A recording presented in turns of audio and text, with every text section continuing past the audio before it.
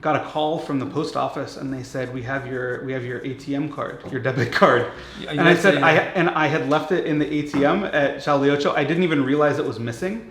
And the first time I realized it was missing is when the post office called and said, hey, we have it. We drove up. I just had a 2-wheel drive Toyota. And I'm like looking at the beach and I walk out and I'm like, oh, this is probably, it looks like it's packed down. Other people have driven here. And I drove like a meter out onto it and just completely got stuck. And there was no one around. Hello everyone, I'm here today with a new video, and I want to introduce Paul in this episode, who came to Taiwan 8 years ago. He comes from States. Today we're gonna talk with him about his story, why he's in Taiwan and what brings him here, and other interesting issues, because he actually has lots of funny and interesting stories to share with us. So everybody say hello to Paul. Hi everyone. So you came here 8 years ago. Yeah, I came here 8 years ago in 2015. My wife and I were living and working in Pennsylvania in the United States. And we were just, life was very busy in the US. I was working for a university. My wife was working in public radio. But in the US, like at least where we were, sort of we needed to have both of us working full time to make a living. We had 2 young kids at the time, and we've always talked about potentially moving out of the US and living somewhere else. My wife's actually Filipino, but she grew up almost all of her years growing up in Taiwan. And so a job opening came up that she applied for in 2015 to teach at an international school here in Kaohsiung.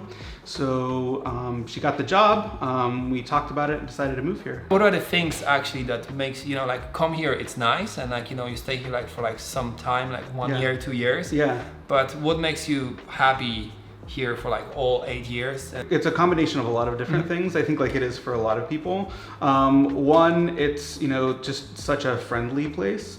We found it to be a very welcoming environment whenever we go out. I think the quality of life that we're able to have on a modest salary is something that we really appreciate. One of the things that I actually was really surprised by, that's really actually contributed a lot to I think my overall health and well-being, is I didn't realize before we moved to Taiwan how much nature there is, how much Taiwan is not a factory, okay? I mean, there are factories here, but there's way more. Spectacular, like 2/3 of the island are undeveloped essentially. And I grew up in rural Pennsylvania, in the middle of the woods, and I've always really enjoyed nature and being outside. And I visited Taiwan in 2005, but we just stayed in Taichung pretty much the entire 3 weeks that I was here. So I really, I didn't know a whole lot about, all of the opportunities. So when we moved here and I started, or when we were talking about moving here, I started looking into it. I was like, whoa, there's so many opportunities here. So I really love going up into the mountains and going to waterfalls and snorkeling and seeing snow in the winter. It's such a great place to have the balance of development and a lot of creature comforts of living in a major city, really friendly people, but also having access to spectacular natural beauty as well. Yeah, I believe so. But it's the same. I was in Taiwan for first 4 months. I arrived at the end of August. And I only realized there is a nature here after 4 months, even a few times, because it was mostly based in Kaohsiung. So one time I rode a scooter to Daliao, and it's oh, this is just never ending. It's like an urban village, always some buildings. Yeah. And then my friends say, oh, we can go to Genting. How we go to Genting? Oh, we ride a scooter there.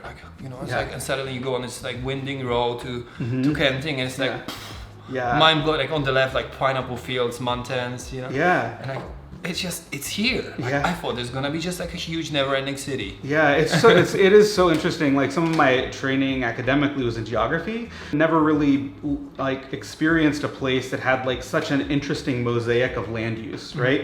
From a rural American mindset, you have a town, and then there's empty space, and there's another village or town, and not a lot in between. And here, what's the difference between Runwoo and Nanzi and Gangshan? They all sort of run together.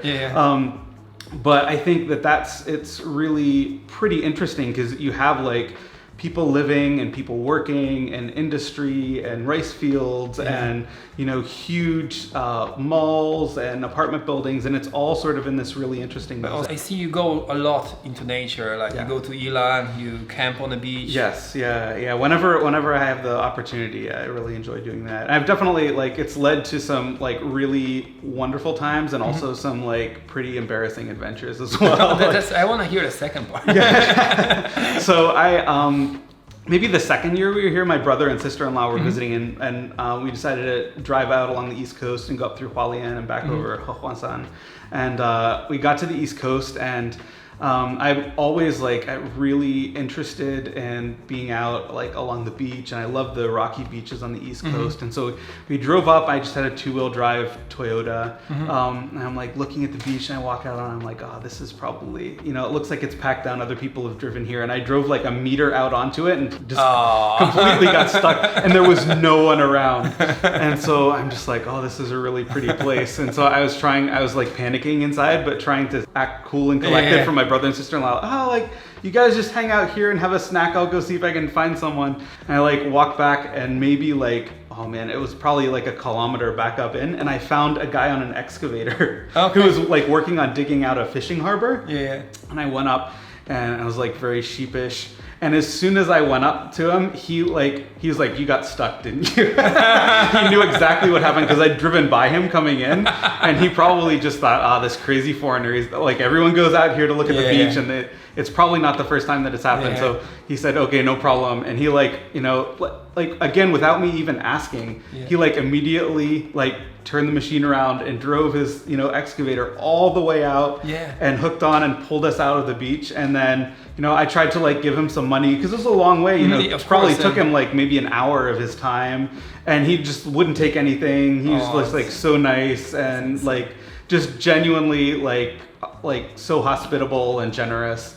You know, so I learned my lesson. I haven't done that again in a while. In the second case, I was in Taidong, and same thing. I like walked up to the beach, and there was a local guy who saw me drive out, and he's like, oh, let's go and try to get it unstuck. And he's somebody who's like one of the fishermen, you know, they drive down the beach and park there. And he came and got in the car, and immediately within 5 minutes had it out and back up. So it's, again, it is just like, matter of practice. It's really just an indictment of my lack of skills for driving on the beach more than anything else. I wouldn't do that. I wouldn't do that. Well, I saw a car stuck in Maulin once, and I was like, no, I'm not gonna try that. Never. I'm the foolhardy one who has the car stuck that you're driving by. So.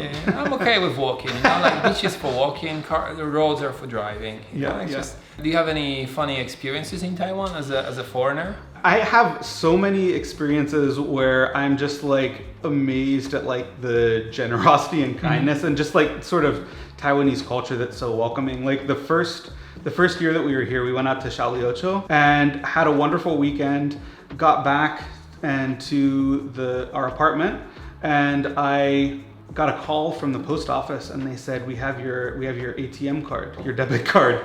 And I said, I had left it in the ATM at Shaliocho. I didn't even realize it was missing.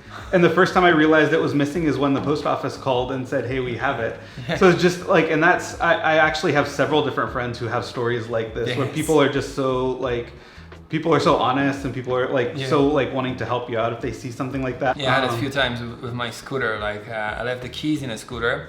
So people, instead of like, obviously you can just take it right away, but they just take it and hide it somewhere in your helmet so passersby can see it. I actually had the exact same story. I was going birding in Dongin in the Matsu Islands a couple of years ago in October, and I like parked my scooter at the bus station and or in the train station. I got on the train and I was like almost to Geelong, and I realized I'd left my keys in the scooter ignition. And I, you know, called my wife and was like, you know, would you mind driving by the bus station and grabbing the keys? And she went by. She's like, oh, somebody took them out and like put them in the pocket already. You know, people are really looking out for you. I think it's really like typical Taiwan story. Yeah. That wouldn't happen in every other country. No, not at all. I mean, so many stories of similar, you know, absent-minded stories when that didn't turn out so well. Yeah, I remember like my cousin, he was like, I don't know, 10 years old or something, like he got a bicycle. So he rode a bicycle to the shop to buy the lock. Yeah. He came back with the lock from the shop. The bike was gone.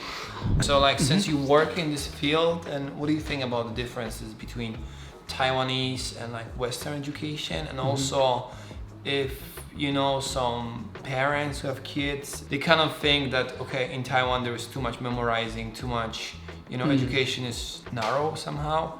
And what are the good, like a good piece of advice for those parents? Yeah, I mean, so first of all, I'd sort of start off and say, I think like you can see very clearly why there are differences in the educational system just based around basic literacy, right? Like, I think a lot of the Taiwanese educational system is built around memorization at a young age because you have to be able to do that in order to memorize the characters to read, right? To become literate and a member of society. Whereas, like more Western educational systems, their educational systems are more built around phonetic alphabet. So, you know, there's less focus on memorization, just strict memorization, I think, in Western education because of that. So I think that's sort of like the root of it. I do think that, you know, one of the things that we spend a lot of time at the school that I work at is talking about, you know, critical thinking, questioning, you know, there are a lot of people who have written a lot of books that are really smart, and being able to respect them, but then also, you know, realizing that the people who write the books aren't always right. So, you know, thinking and processing for yourself. So this is very big. Yeah, and I think that this is something that is pretty widely valued in Western higher education as well. So one of the things that we also do is, you know, trying to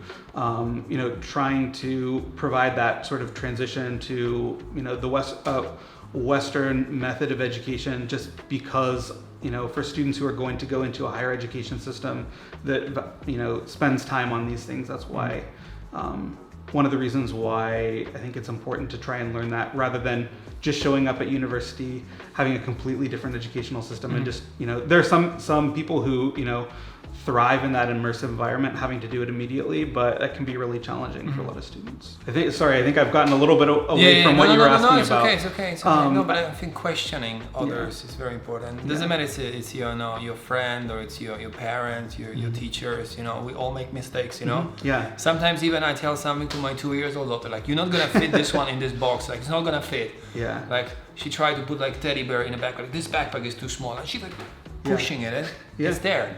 And I'm the fool now because I told her it's not gonna fit, but you see, sometimes daddy's wrong too. So, you fit it there. Yeah, you learn lessons that way. You know, like me, I'm not going to drive on a beach without being prepared anymore. So we all learn through making mistakes, and you know, and you know, given, and it's okay. Yeah, and you know, given a framework, making sure that people are safe. You know, it's okay to make mistakes. Thank you very much. And if people want to, you know, learn more about what you do and about your blog and travels and birds and other animals and crazy adventures, where should they go? Yeah, so I have just a personal website that has a lot of that information, so you can it's gonna appear somewhere here. Yes, sounds good. Yeah. Thank you so much. Absolutely. Make sure you look for Paul, and because he really has lots of interesting content, and the way he lives in Taiwan is probably way different than you would expect, and you actually can discover lots of new insights about your own country, whether you're a Taiwanese or just live here or wherever you live. I think it's pretty interesting stuff. Thank you for watching my video. I hope you enjoy it,